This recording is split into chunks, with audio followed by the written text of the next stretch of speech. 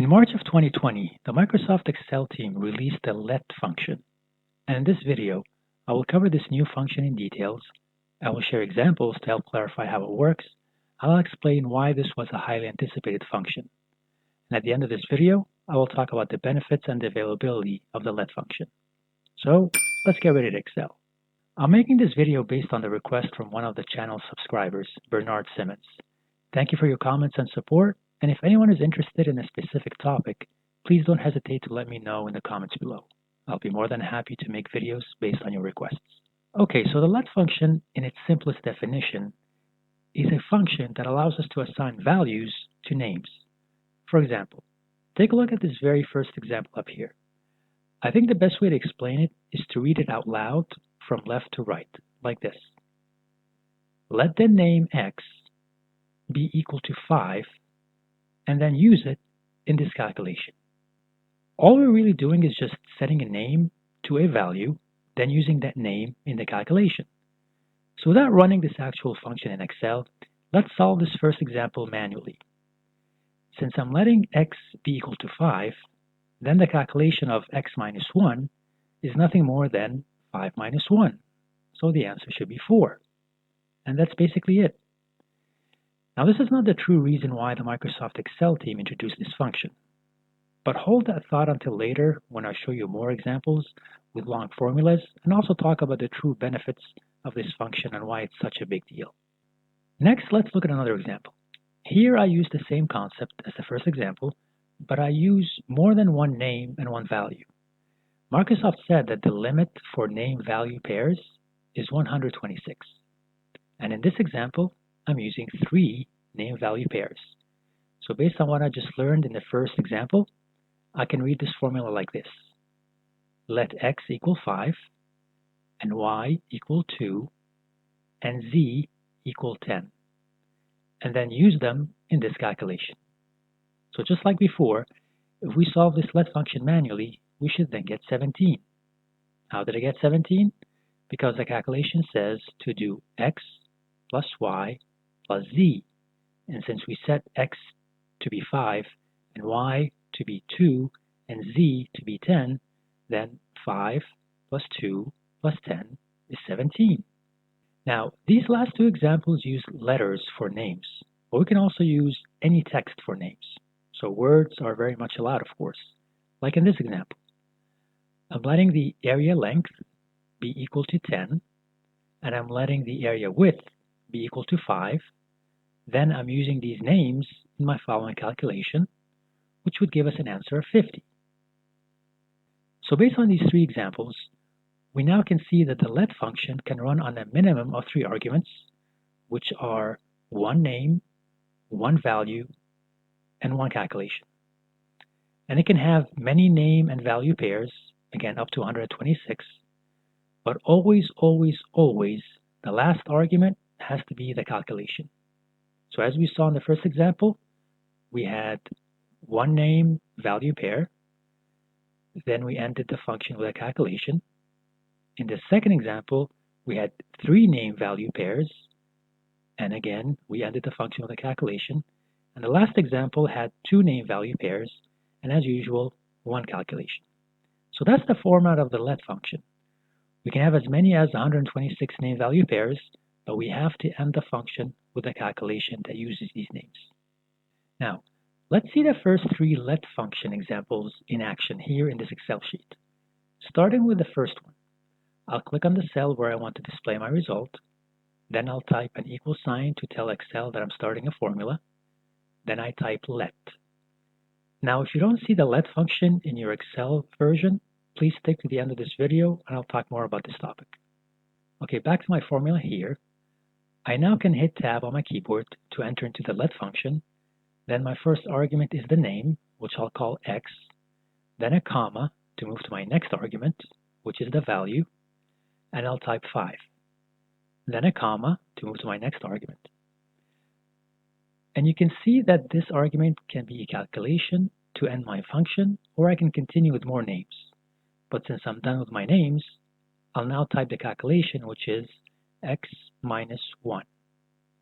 And now I just hit enter, and as expected, I get 4, because x minus 1 translates to 5 minus 1, which is 4.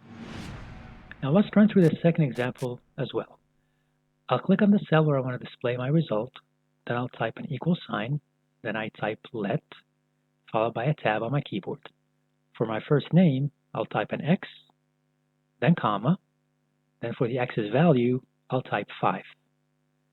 Then instead of ending the function with a calculation, I'll type the second name, which is y, then comma, then 2, then comma, and since I'm not done with my names yet, I'll continue with the third name, which is z, then comma, then 10, then comma, and now since I'm indeed done with my names, I can enter the calculation, which is x plus y plus z.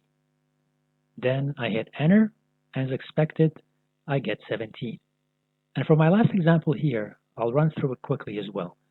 I'll type an equal sign, then let, then tab, then for my first name, I'll make it more descriptive, and I'll call it area length.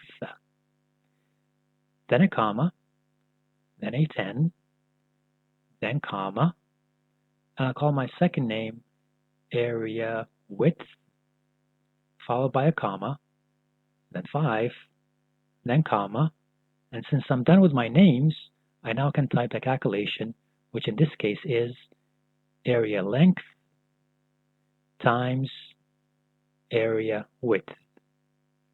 And when I hit enter, I get 50. So now we have a basic understanding of how the let function works in its most basic level. Now, let's apply the let function to where it really has an impact. For example, you might have worked with or created or even just seen very long and complicated Excel formulas. Some of the Excel formulas can really be scary long, right? Now, inside these formulas, these long formulas, there might be repetitive calculations. So instead of typing them out over and over again, which could make the Excel formula very long and hard to work with, we can simply replace these long and repetitive calculations with names, because that's what the let function really does. Okay, let me move to my second sheet so we can look at a semi-long formula example.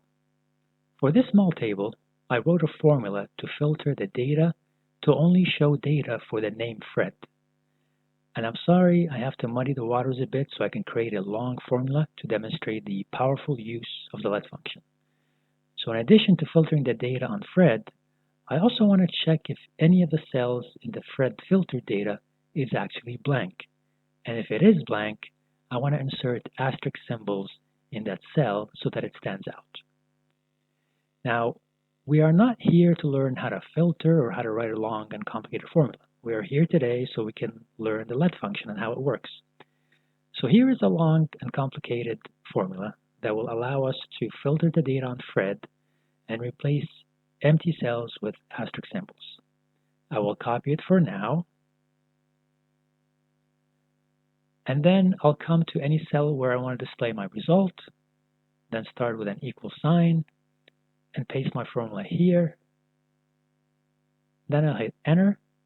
I now see the data filtered, and where there was an empty cell, I now see asterisk symbols. So now I know that the formula is working as expected. Now let's review our formula, and let's try to see if we have any duplicated calculations. Well, as you can see, the same exact filter function is used twice in this formula. So this is a good candidate to use the let function.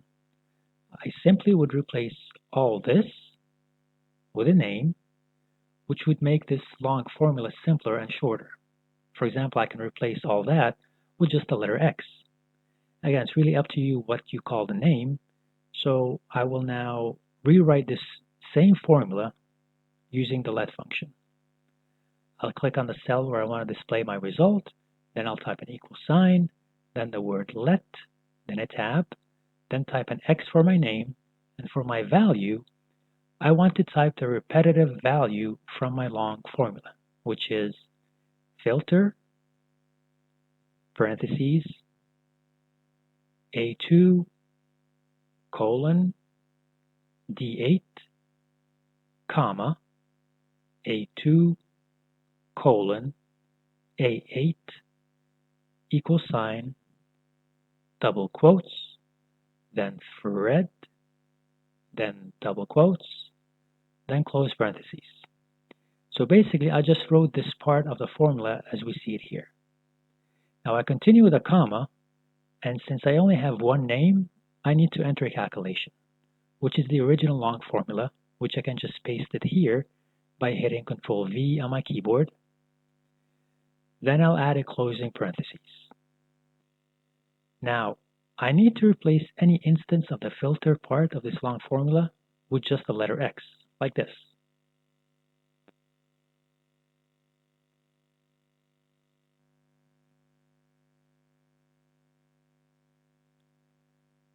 And now I hit Enter, and I get the same exact result.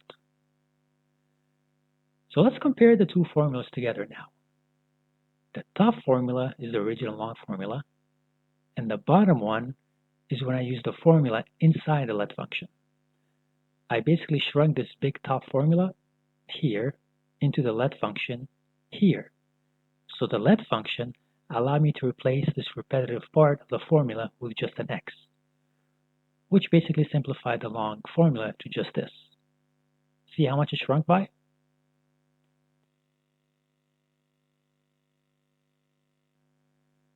Now the number one benefit of the let function is readability.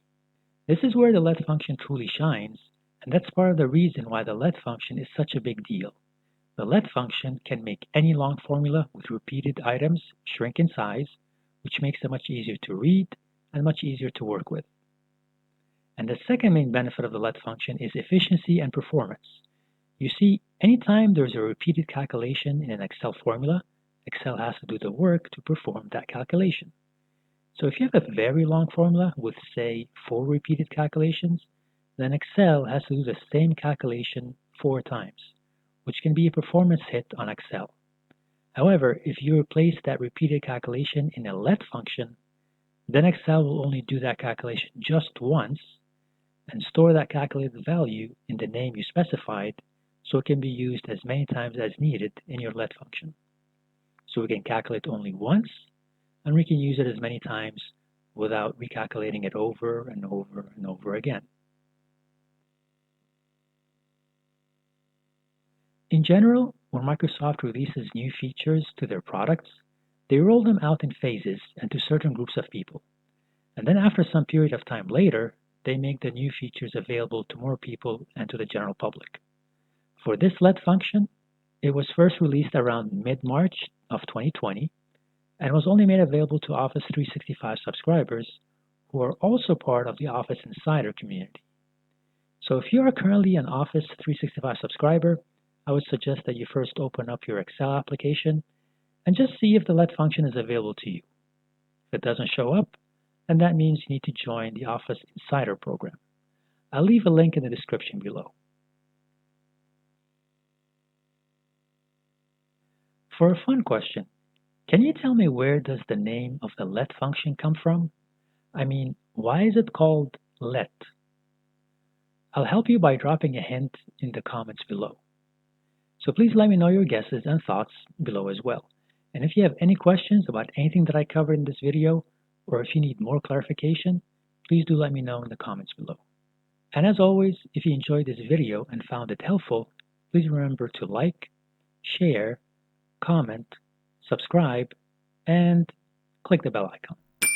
Thank you for watching.